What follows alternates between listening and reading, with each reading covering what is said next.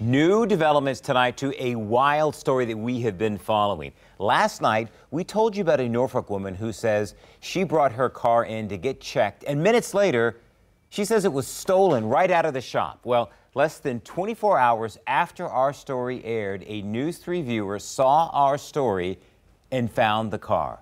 News 3 reporter Antoinette Delbel joining us now live in the studio with more on what happened. And Andy, this is such a great development because she told us how sentimental this car was to her. That's right, Kurt. And these are the stories that we really love to share with our viewers. Last night, I spoke with Angela Morgan, and she was still visibly upset about this. But tonight, she says she's crying tears of joy. Angela Morgan brought her 2011 Toyota Avalon, similar to this one, to the BJ's Auto Shop in Norfolk more than a week ago. 5 minutes later, after handing her keys over to the technician, she says it was stolen.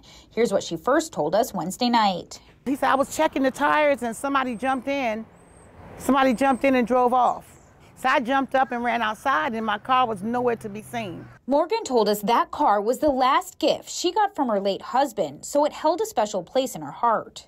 Well, hours after our story aired, things took an unexpected turn. A News 3 viewer saw our story and spotted Morgan's car sitting in a Portsmouth parking lot on Crabapple Street, just blocks away from downtown. That viewer calling police, and they're holding on to it for now. When the theft happened, Morgan said she felt violated and still fears for her safety because this person has all her personal belongings, including documents with her address on it.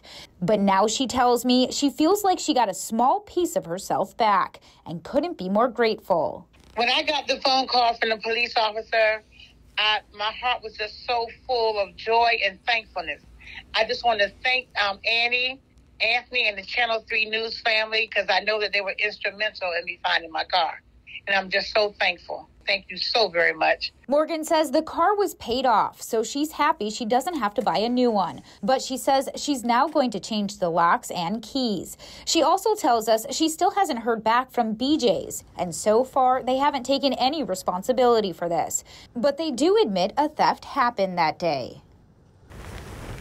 And we're going to stay on top of this story for you. There are still a lot of questions we're trying to get answers for, including who's responsible when something like this happens. We'll be sure to update you when we find out more. Antoinette Delbel, News 3.